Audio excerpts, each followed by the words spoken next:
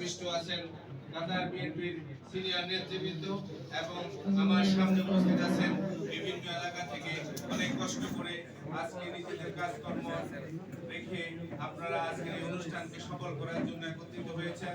আপনাদের সকলকে আমার ব্যক্তিগত পক্ষ থেকে আন্তরিক শুভেচ্ছা ও সালাম জানাচ্ছি।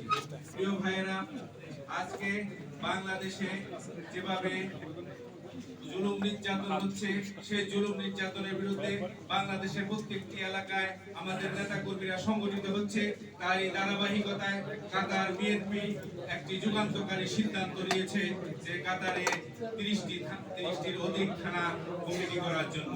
আমরা আমাদের ব্যক্তিগত পক্ষ থেকে আমাদের নোয়াখালী ফোরামের পক্ষ থেকে কাতার বিএনপির সম্মানিত সভাপতিকে অত্যন্ত আন্তরিকভাবে ধন্যবাদ জানাচ্ছি এই যুগান্তকারী সিদ্ধান্ত।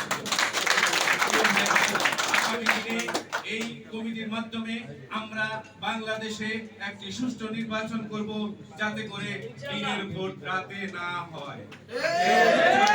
আপনাদেরকে দেওয়ার জন্য জনাব তারেক রহমান যে আন্দোলনের সূচনা করেছেন সেটি ইনশাআল্লাহ অব্যাহত থাকবে। আপনাদের সকলকে আবারও আমি আমার ব্যক্তিগত পক্ষ থেকে সালাম ও শুভেচ্ছা জানিয়ে আমার সংক্ষিপ্ত বক্তব্য এখানে শেষ করছি। আল্লাহ হাফেজ। বাংলাদেশ জিন্দাবাদ।